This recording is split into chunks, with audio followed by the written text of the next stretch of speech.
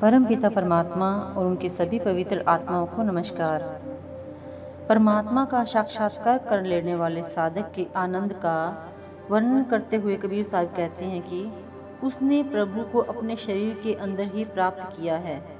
जैसे सुनार सोने के खरेपन को कसौटी पर परखता है, उसी प्रकार अभ्यासी की आत्मा भजन सिमरन के द्वारा निर्मल होकर परमात्मा की परख के योग्य हो गई है। अब उसे यह बोध हो गया है कि परमात्मा की बाहर तलाश करने में उसने अनेक जन्म नष्ट कर दिए।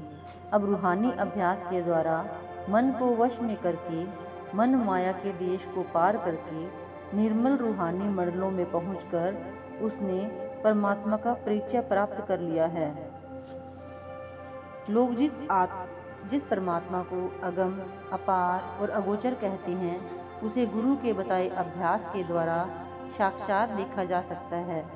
लोग जिसको बाहर जगह जगह ढूंढते फिरते हैं, वह सारे संसार में व्याप्त है, परंतु आंखों के पीछे और थोड़ा ऊपर के वज्र कपाट खोलने के बाद ही वह परमात्मा अंदर और बाहर प्रकट होता है।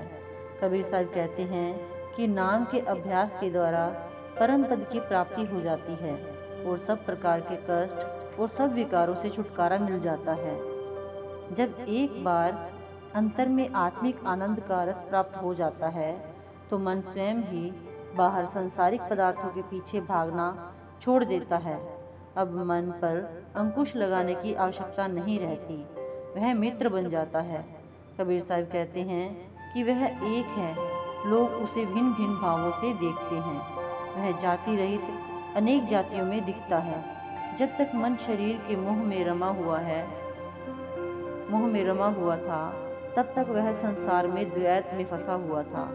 अंतर में उसका ज्ञान, उस परमात्मा का दर्शन हो जाने पर सर्वत्र वह एक परमात्मा ही रह जाता है।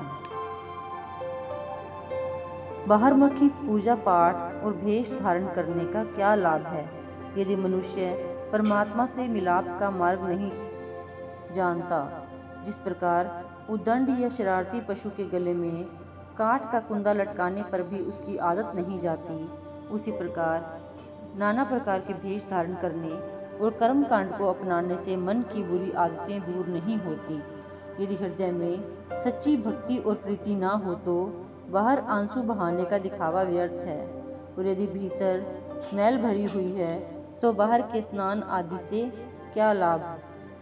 सच्चा प्रेमी अहम से छुटकारा पा लेता है तथा अपने प्रेम तथा भक्ति के फल स्वरूप परमात्मा से मिलकर उसी का रूप हो जाता है।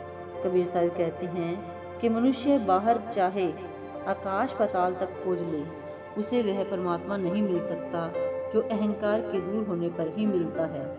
परमात्मा के प्रति प्रेम तो नाम के अभ्यास से अपने अंदर से उपजता है। भक्ति का ध्येय परमात्मा को रिझाना है, दुनिया की वाहवाही लूटना नहीं। मृत्यु के समय आत्मा शरीर के 9 द्वारों से सिमटकर आंखों के पीछे आ जाती है तथा यहाँ से शरीर को निर्जीव छोड़कर निकल जाती है। जिन्हें संतों से शब्द का भेद मिल गया है, वे अपने रूहानी अभ्यास में मृत्यु की इसी घाटी में से गुजरकर आंतरिक मंडलों में प्रवेश कर जाते हैं। इस रूहानी अभ्यास में आत्मा वापस स्थूल शरीर में आ जाती है। अभ्यास में ऐसी अवस्था प्राप्त करने को संतों ने जीते जी मरना कहा है।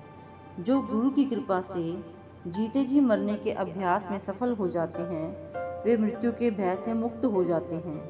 उनके लिए कर्ता तथा कार्य की भावना, माया, अहंकार, मान, अभिमान तथा सब प्रकार के भ्रम दूर हो जाते हैं। उनका कर्ता होने का भाव धीरे धीरे मिट जाता है। वे अपने आप को परमात्मा के हाथों की कठपुतली मात्र मानने लगते हैं, एक स्वतंत्र कर्ता मानना बंद कर देते हैं। उनकी कोई भी करनी उनकी करनी न रहकर परमात्मा की करनी बन जाती है, क्योंकि वह प्रभु की इच्छा के अनुसार ही की गई होती है। ऐसे व्यक्ति मृत्यु पर विजय प्राप्त करके अमर हो जाते हैं। कबीर साहब कहते हैं कि मौत से सब डरते हैं, पर मौत असल में क्या होती है, इस बात का ज्ञान मुझे गुरु के उपदेश से हुआ।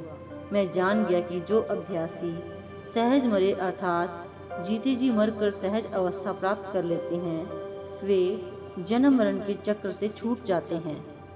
Thank you.